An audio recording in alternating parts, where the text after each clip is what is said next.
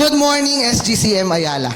Yeah. So, personally, I'm excited and at the same time, kinakabahan nung sinata ko ni Pascate na if pwede mag-preach. So, nagdalawang isip ako. Yan.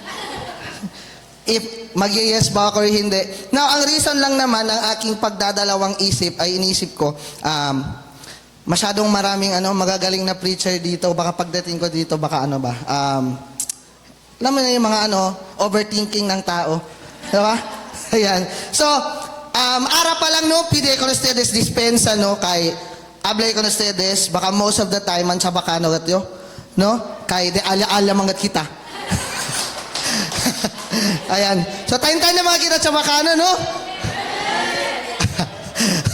Ayan. Very good, very good. So, yan. And also, I would just like to praise and thank the Lord for our pastors here na Ayala, Grabet, and Flourish Gatel Church, na itsura pa lang del worship center, el service di aton. Indeed, we know na God is using our pastors, Pastor Clyde and Pastor Kate. Although nuway sila Aquino, thank you Lord, less di me pressure. Hala.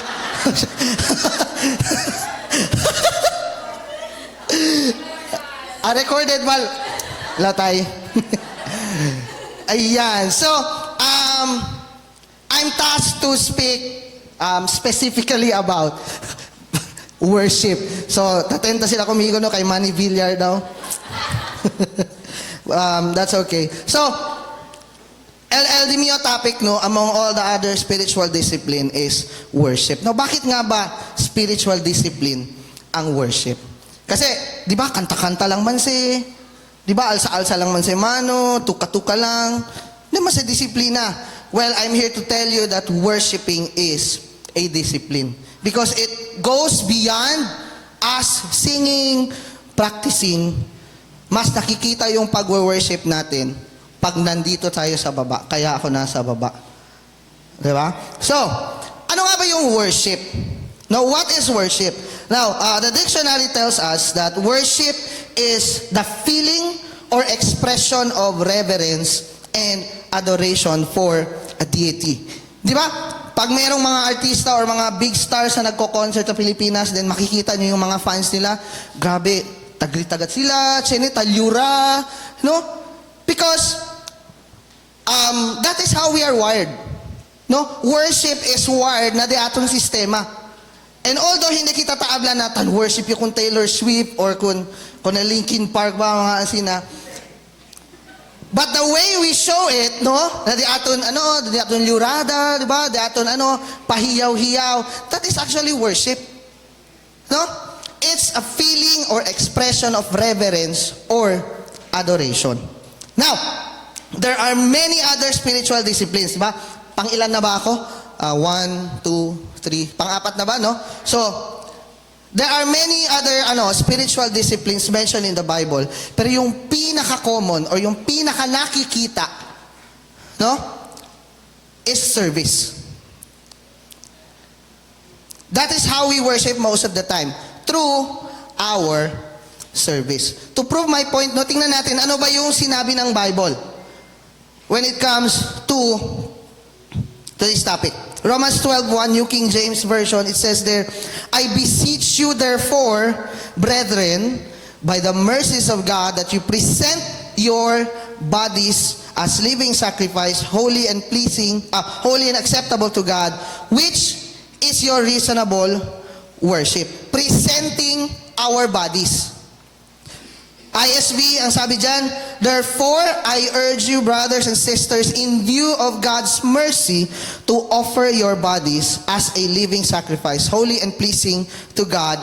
This is your true and proper worship. Amplified version, it says, therefore, I urge you, brothers and sisters, by the mercies of God, to present your bodies, dedicating all of yourselves, set apart as a living sacrifice, holy and pleasing to God, which is your rational, logical, intelligent act of, what's the word? Worship. Meaning, service is tangible worship. Meaning is tangible worship. Ito yung tinutukoy na reasonable act of worship, yung service natin, yung paglilingkod natin sa Panginoon. Nabalik tayo doon no, sa sinabi, to offer, to present. Now, ang Greek term na ginamit dito, no, para sa phrase na to offer or to present, is parastesai, meaning to stand beside, to exhibit. No? That's the reason why tangible siya, reasonable siya, true and proper siya, rational or logical. Kumbaga sa Tagalog pa, dapat lang. Dapat lang. Now, siguro ikaw yung tipo ng Kristiyano no na, siguro tabla to. Tamin assignment, please. Dapat lang. Man-practice tamin kami. Dapat lang. Kumigay tamin niya po as worship leader. Dapat lang. Di ba? Man-intercede daw tamin kami. Dapat lang. Di ba? Man-serve tamin kita. Dahil tamin nyo di mio tithes. Kay Sunday tamin. Dapat lang. Di ba? Sabihin mo sa katabi mo, dapat lang. Di ba? Dapat lang. Now, bakit ba tayo nagre-reklamo? Di ba? Aminin natin, nagre-reklamo tayo most of the time. Hindi sometimes, most of the time. Yun doon, hindi na dapat lang. Bakit ba tayo nagre-reklamo? Kasi nga, disiplina siya. Walang disiplina na madali. Worshiping or serving is a discipline. This means that we should always be doing this. Dapat palagi natin ginagawa. Dapat natural sa atin yung pag-worship through our service. That's why, ididisiplina natin yung mga sarili natin this morning. Ba? This morning, I'm very honored to talk to you about the spiritual discipline, worship by default. So pag sinabi nating default, ito yung original. Di ba? Ito yung original, ito yung tunay, ito yung dapat lang. Diba? So our focus text is nasa Joshua 24. Ito yung mabait na version ng Joshua. No? Dapat lang. Diba? The whole chapter of Joshua 24. Now, since mahaba yung Joshua 24, no, kasi whole chapter yung gagamitin natin, meron lang tayo mga central verses na mamaya pagdadaanan natin. Now, ikikwento ko na lang, no? So hopefully magamit ko yung pagiging teacher ko dito sa pagso-storytelling. Yes, sir.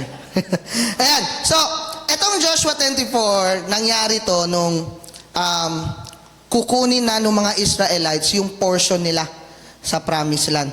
Man partihan niya sila kunaltsera, kunatun panuchen niya sila kaday kwal mohon. No? Siya sila kaday kwal mohon. So, before kalkunila dala si Joshua, no, yalyama na ila meeting. So, in that meeting, yabla si Joshua ko nila, this is what the Lord, the God of Israel is saying.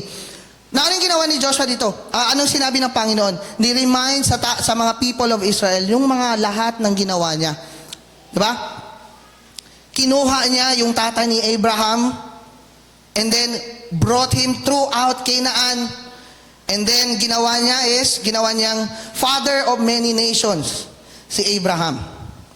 He brought the Israelites out of the slavery from Egypt. Na nung paalis na sila from Egypt, no, hinahabol sila ng Egyptians. Saan sila dumaan? Sa Red Sea. Ano nangyari? There was a parting of the Red Sea. Nung hinahabol sila ng Egyptian, anong nangyari? The waters swallowed the chariots and the horsemen of Egypt. Lahat to nakita nila with their own eyes. Nakita nila yon, nangyari lahat. Di ba? If I were, if Israelite ako that time, nakita ko yung parting of the Red Sea, siguro ma-amaze talaga ako. Di ba? Siguro hindi ako pwede kami na. Di ba yan, part of Red Sea, talata pa sa shark kuntigo na side. Kami na yan, atalya ba? Okay. So again, and also God brought the Israelites sa mga Amorites. no? Nakipaglaban sila sa Amorites. Ano nangyari? Nanalo sila. No? When Balak, son of Zippor, yung king ng Moab, gusto silang kalabanin. Di ba? Tinawag niya si Balaam para i-curse yung Israelites. Ano nangyari? Instead of cursing the Israelites, he blessed them. And it was the Lord's work. Kinalaban nila yung citizens of Jericho. Ano nangyari? Nanalo din sila. Di ba? Lahat to, ginawa to ng Panginoon. And then on verse 15, it says there, but if serving the Lord seems undesirable to you, di ba? Lahat ng yun, ginawa yun ng Panginoon. But, if serving the Lord seems undesirable to you, then choose for yourselves this day whom you will serve, whether the gods your ancestors served beyond the Euphrates, or the gods of the Amorites in whose land you are living. Pero sabi ni Joshua, but as for me and my household, we will serve the Lord. Napakasikat na verse. Now, yung term na serving na ginamit ni Joshua dito, no, dito sa verse 15, is actually laabod in Hebrew. Laabod, meaning to serve, to toil, to cultivate. Now, when we say to serve, to toil, or to cultivate, ibig sabihin, physical labor siya. Usakat kita di aton korpo, sudatu, tiyan ito back pain, tiyan ito mga arthritis, ali. Diba? Kasama yan sa pagsiserve. Kasi nga, physical labor siya, laabod.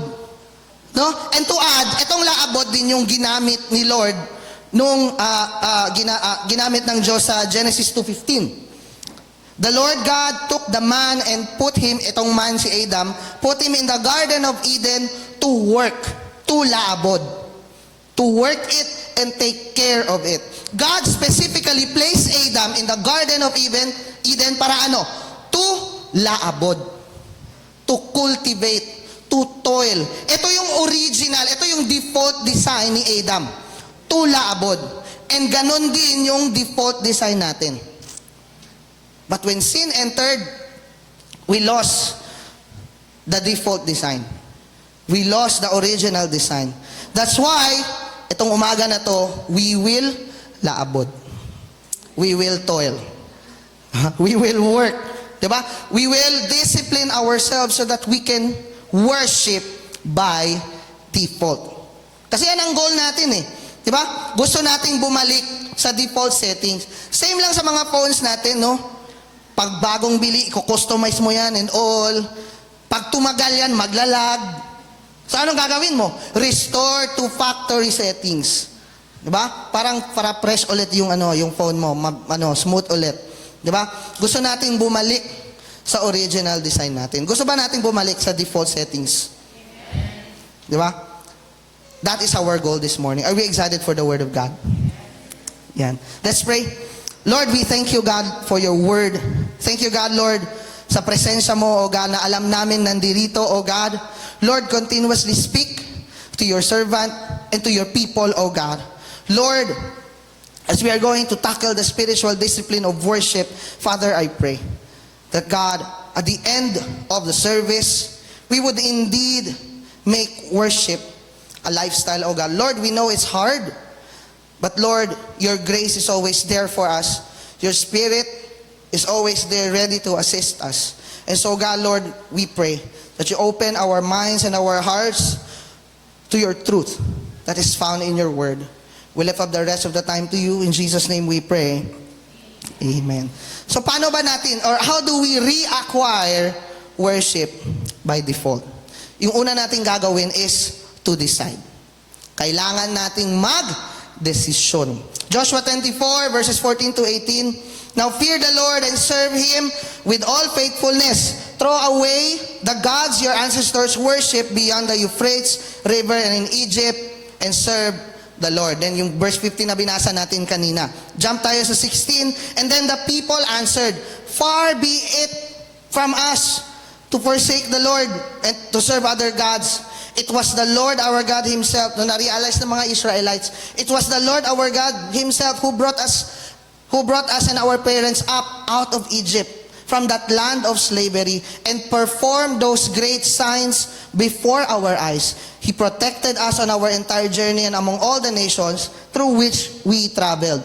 And the Lord drove out before us all the nations, including the Amorites who live in the land. And then, ang sabi nila sa last, we too will serve the Lord. Na kung mapapansin niyo una, no, hindi na una yung desisyon ng mga Israelites. Pinisent muna ni Joshua yung sarili niyang desisyon. Ang sabi niya doon, if serving is undesirable to you, as for me and my household, we will serve the Lord. Nilatag muna ni Joshua yung kanyang desisyon. And that influenced the Israelites to give their decision as well. Sabi nila, far be it from us. And then sa end, ang sabi na, we too will serve the Lord. Tayo kasi, no, we must always, we must always decide to worship God through our service. Imagine, no, after all, akan mga yakaba sa Diyos ko nila, yakaba man experience sa Israelites, from their slavery sa Egypt, the falling of manna, parting and crossing of the Red Sea, yung Jericho walk, pakikipaglaban nila sa Amorites, nanalo sila. At the end of the day, nung ibibigay na yung parte nila sa Promised Land, ano yung karga-karga ng mga Israelites? Dala-dala pa rin nila yung mga idols nila. Dala-dala pa rin nila. Idolaters ka sila syempre. Now, and one thing, no, tapos na kasi yung war dito, yung mga labanan, tapos na. Ano yung sakyo? Peace be with you, era. No? Wala nang labanan dito. Peace be with you, Ekel. But all of this were not enough. And imagine, nakita nila to lahat with their own eyes. They experienced all of this in the flesh. But still, those were not enough. Hindi pa rin siyempre enough. That's why, no?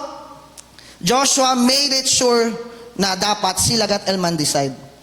No? He called a meeting, yadale no? Akelya. He made sure na man decide gat el people of Israel to serve the Lord. Now, although kita no, hindi same el di aton level of experience. Ara hindi nakita ta pwede mira konel Marta party, di ba? Hindi natakay pandesal na selo. Di ba? Iba yung level of experience natin from the Israelites. But one thing na tan separate ko naton from the Israelites is that i-receive kita grace.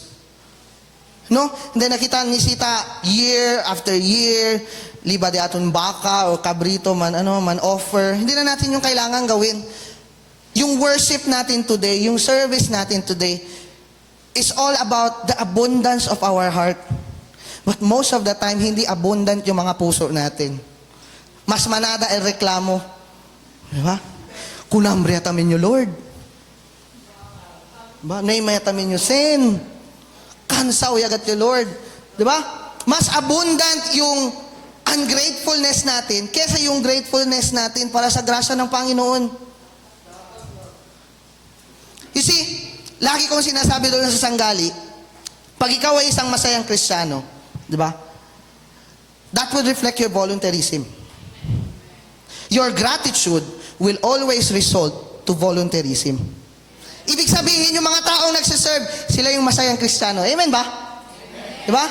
Kahit na nahihirapan, masaya pa rin. Di ba? If ikaw masaya kang Kristiyano, magsiserve ka.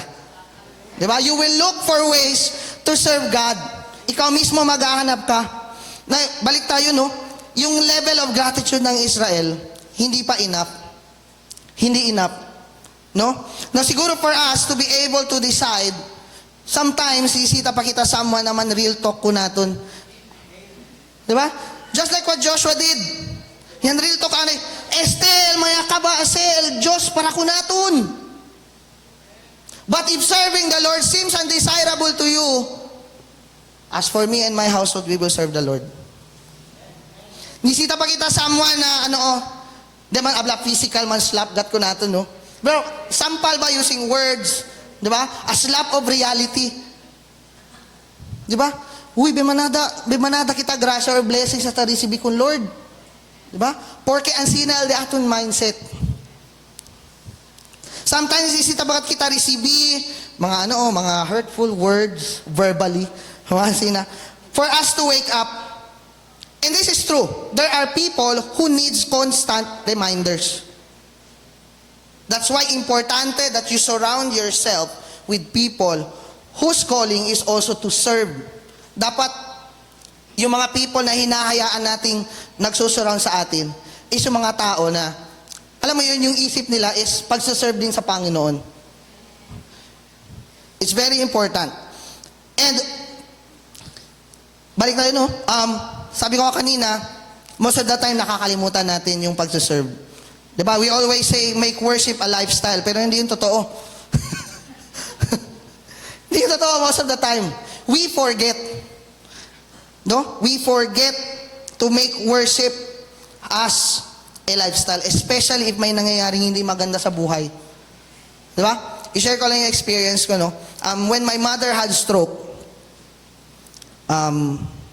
grabe first time ko kasi, nung sabi yung pakilayaman react. Diba? When that happened, Kel, grabe di mo overthinking, di mo fear na heart, tan ano gatle, tan flood gatle.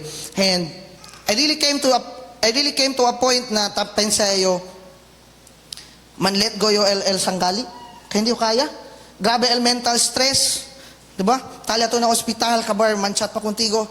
Mga ansina regarding church concerns, mga ansina. I was thinking of letting go of the ministry. But what helped me through that situation is the church and the people in it. If Nuay El Church at that time, siguro agad yun, may maga sanggali ara. Di ba? Siguro yung backslide jatamin nyo. Kasi, tareklama ka kung Lord, tan serve yung kuntigo. Di ba? Every Sunday, hindi lang Sunday, tan serve yung kuntigo, kabar, porque Satan happen. Now you see, dyan tayo most of the time nahihirapan makapag-worship. Bakit? Kasi yung focus natin, nandun na sa external factors. That's why it's very important that we decide. Di ba, same lang sa isang relationship, hindi all the time in love ka sa partner mo.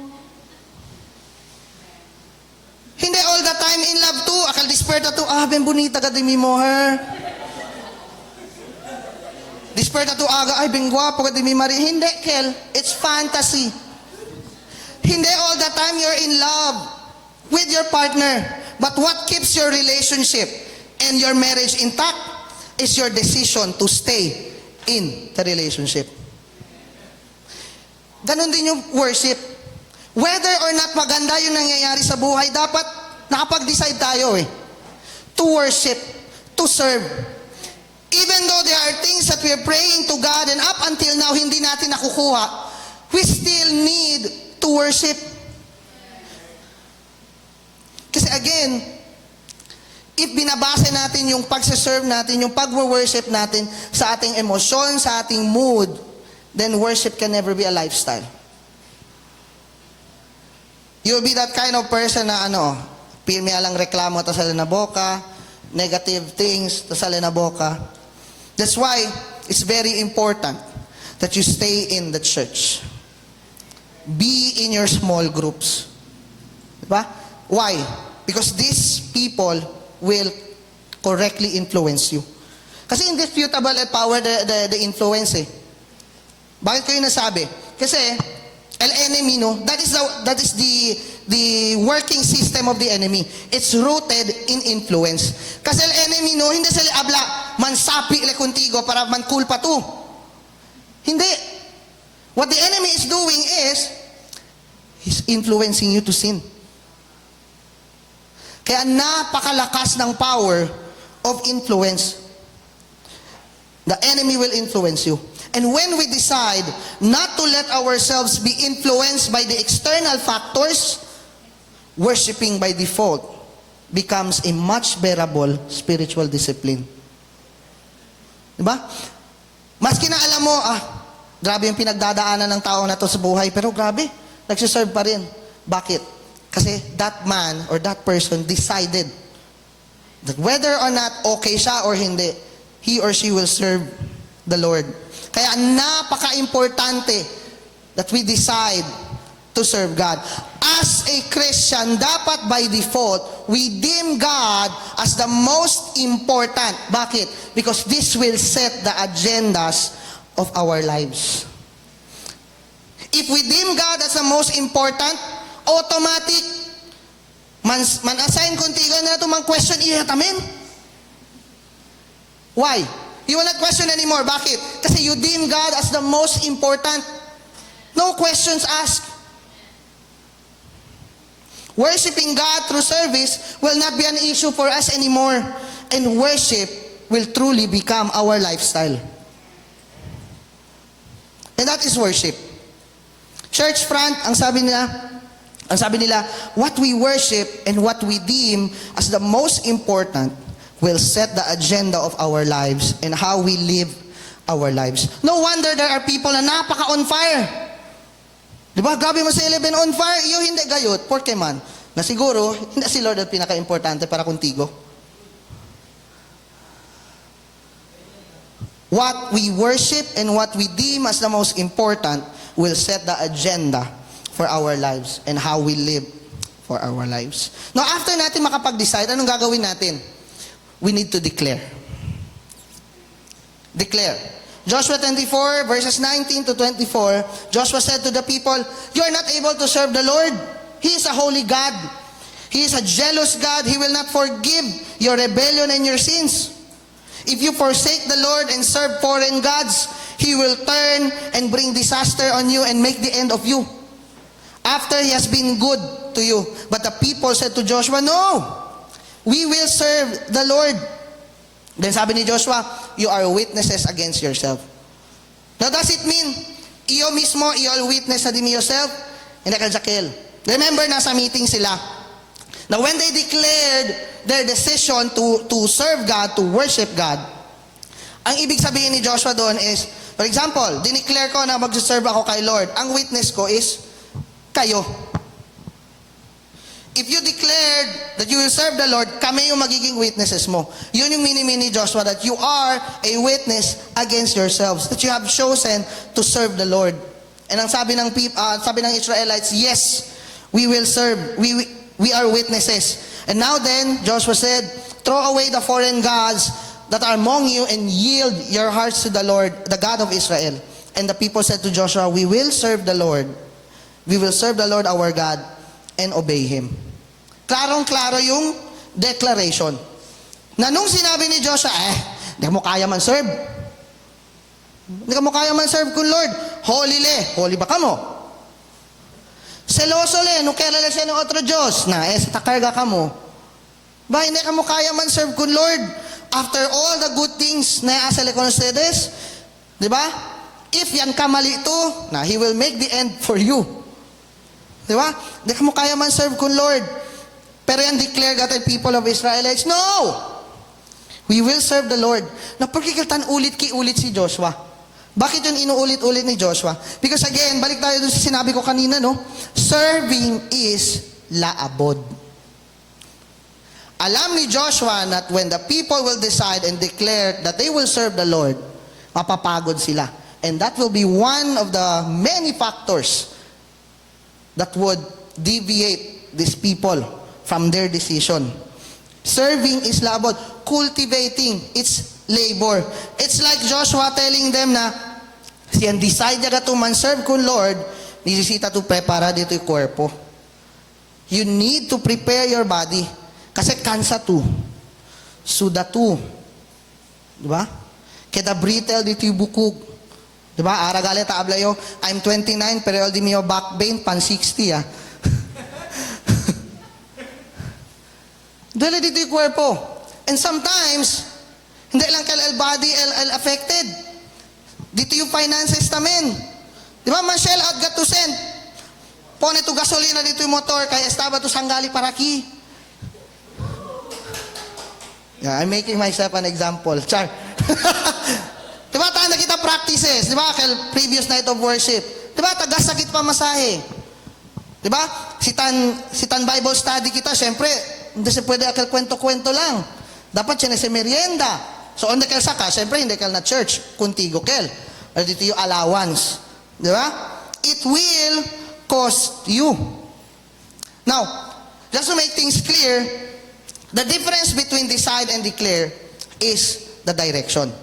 When we say decide, internal, Kel. You can say na you decide, pero hindi ka dabarasan, porque man. Kaya adentro man, Kel. Hindi magkatapwede miral gente. That's why it's very important that after deciding, you declare. Bakit? Ano ba yung declare? Ito na yung external. Ito yung nakikita. Ba? Decide is internal, declare is outward, externally. Which involves witnesses. In verse 22. Diba? In verse 22, you are witnesses against yourself. Diba? When you say that you have decided to serve God, there will be indicators.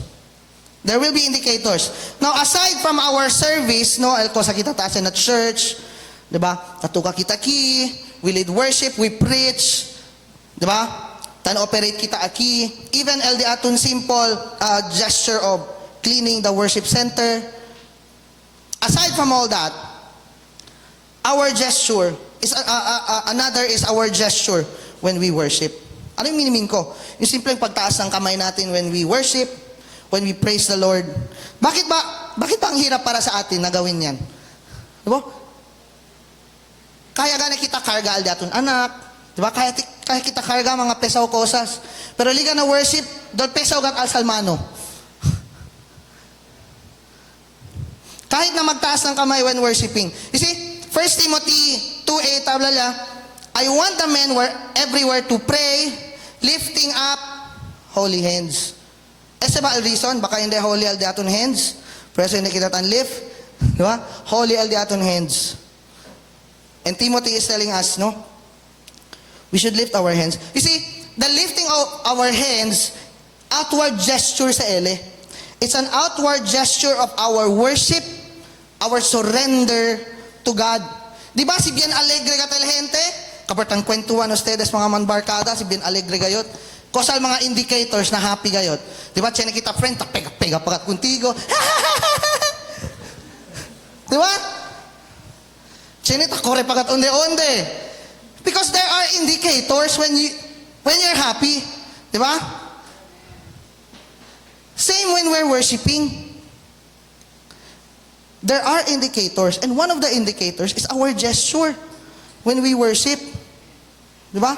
One of the best examples di aton aki, no? Pagdating sa gesture of worship, no, mayagat ken pwede ase pwede kung titalot-lot. Diba? Grabe el outward na ta pwede kita mira. That only means na napaka-grateful ni Tita Lot-Lot, no, sa grace. Amen, Tita? Diba? Magmamanifest dapat yan. No, LD aton hearts. Pero sa akin, no? Now, balik tayo. Bakit inuulit-ulit ni Joshua? Because, sabi ko kanina, you need to constantly decide. And paano natin yun ginagawa? By declaring our worship to God. Kailangan everyday dinideclare natin yung worship natin sa Panginoon. We need to make it a habit. We need to make it a habit. Now, alam ko mahirap, it's hard. But we need to make it as a spiritual discipline. Meaning, in all circumstance, sabi nga sa kanta, no, even if He doesn't, I will praise. Even if He doesn't, I will worship. Whether or not nasa mood ka, or hindi, we will worship.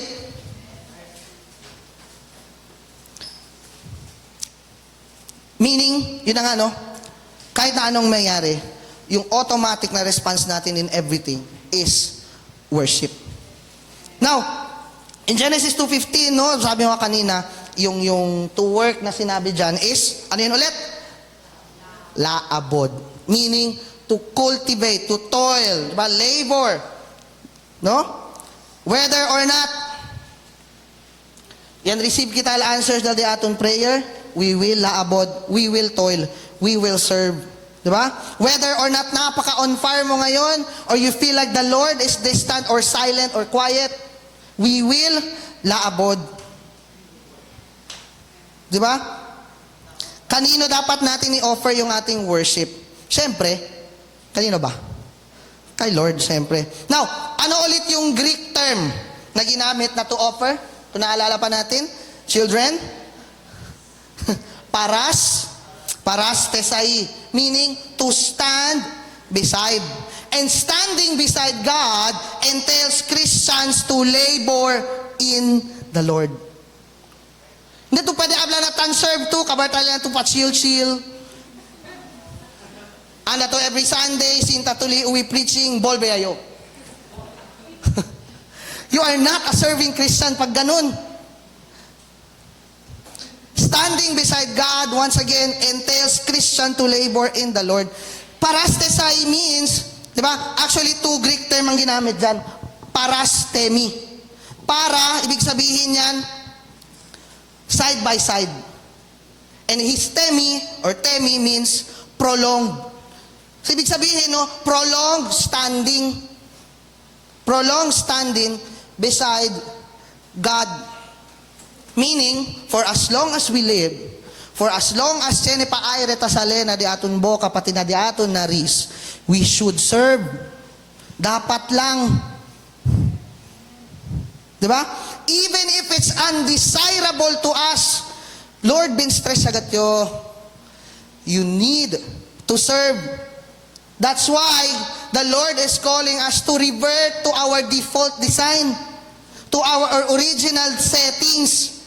Because yung attitude natin when it comes to worship, yung katamaran natin when it comes to worship, hindi na tama. That is not our original design. Worshiping should be as natural as breathing. Yung hindi mo iniisip na humihinga ka, dapat ganun din yung worship eh. And I know this is hard. Kaya nga siya, discipline. It's hard, mahirap siyang gawin, but it needs to be done. It needs to be done. And it's possible. Diba? Parang, kung lang kayo, kung mo, nebo Christian to, and you decide, man serve yun ng music team, and then ya pregunta contigo el service team head, sure you got to. Kansaw ki? Ba? Man serve to Ignite. Man serve to Sunday. Sa pa mga events, ito siyempre man serve. Hindi lang ka lang serving, man practice pa to. Demanding. Sure ya to. Diba? Bakit man? Kasi after decision, ta-entral standard. These are the standards. Estel mga lay, mga rules na sita to sige. So sure ya baga to. Diba? When you decide, dapat sure gat to. Dapat sure gat kita. Now, tiyan ko sa mga kwenta ko ng ustedes, no? Tiyan gente, yata kala na pastor, hindi kumigo. Sabi ko, ken pastor. Kaya pregunta ko na pastor, Pas, what is the standard for worship? And the pastor answered, holiness. Holiness. Then, pregunta ulit ko na pastor, do you worship God? Abla, yes. Naabla to holiness as standard. How do you worship God? No? Holy ba to? Abla, pastor, personally, hindi. No? Now, how do you worship God? If personally, hindi to holy. And then, the pastor answered, it's because of grace. Diba? God made Him who had no sin to be sin for us, so that in Him we might become the righteousness of God. You see, when you declare to worship God, to worship the Lord, yes, you may decide, but ultimately, at the end of the day, it's the grace of God that made a way for you to serve Him, to worship Him. It's the grace of God that made a way for you, for all of us, to have a relationship with Him, to have an access to our original purpose, and that is to worship by default. It's the grace of God. Now, we've decided, we've declared, what's next? Devote. We need to devote. Joshua 24:31, Israel served the Lord throughout the lifetime of Joshua and of the elders who outlived him and who had experienced everything the Lord had done for Israel. Now, a little history ana ito, no? The whole chapter 24 happened cuando manpartihan niya sila, cuando niya sila, kaday kwal mohon di ila. No? Yan, partihan sila ko nilan. Pero antes kila anda na di ila tsera, yan meeting anay ko nila si Joshua. Alam meeting si Joshua and ask them, who will they serve? And evidently, in verse 18, ano ba yung sabi dyan? Verse 18, ang sabi doon, we will serve the Lord. And verse 18 and 19. Inulit nila yung sagot nila kay Joshua. They declared. Kaya ang sabi ni Joshua, you are now witnesses against yourselves.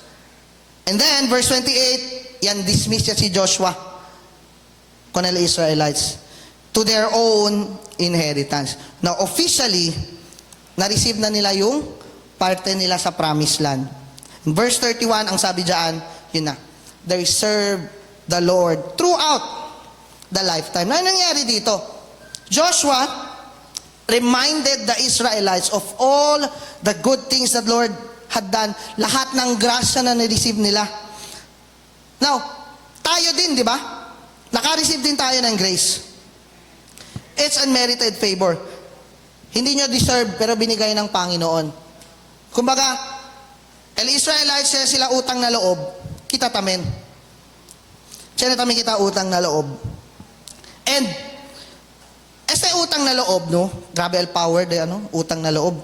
Si siya na ito utang na loob con el gente, most of the time, pikura to con el man, please. Most of the time, siya na katuko sa ase para kedale alegre. If siya na ito utang na loob na gente, hindi to kere naman fail to con ele. Diba? Hindi to kere naman huya to con ele. After you decide and declare, dapat accord na kita, no? Na siya na kita utang na loob kun Lord. And service and worshiping is just right. Amo dapat adi aton logical response. So anong action yung pwede natin gawin after nakapag-decide na tayo? Declare. Now after declaration, you have to devote your time into changing your life, into changing your attitude. Diba? And the church and the small group will be a great help for that.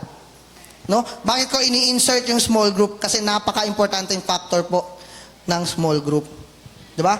Sila alman check kuntigo. Hindi na tuwa mo. Diba? Diba? Most of Chanebes, a small group, doon lakal na lang sa datun. Diba? Naging. But, it's done for your own good. No? It's done for your own good. Kaya, this will help us to revert back to our default setting, to our original setting, to worship by default. Now, to end, kaya kita man serve, kaya kita man stand beside God for as long as we live. You want to worship Him, and you say to yourself that you have decided, and decided to, you have declared, I have declared, and now I will devote.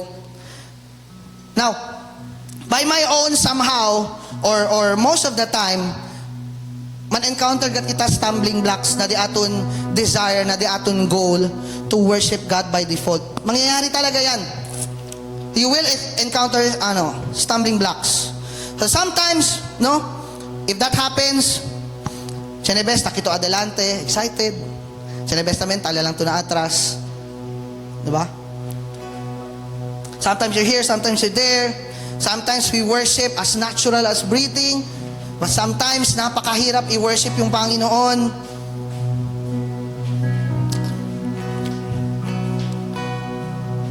As we come to the end of this message, I want to leave us with a question. Where are you standing in your faith right now? Where are you standing in your worship right now?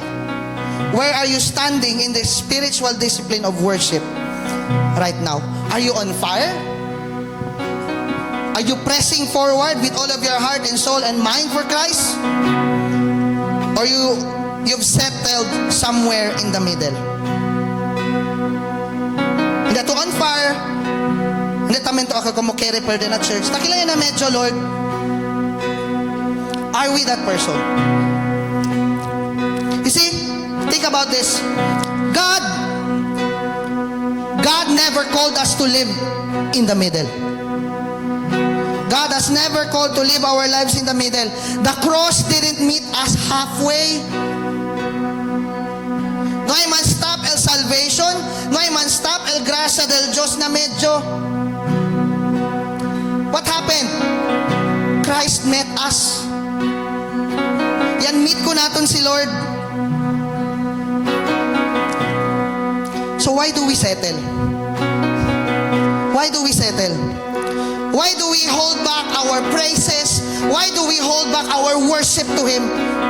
Why do we hold back our lifting of hands kay Lord? Hindi ba niya yun deserve?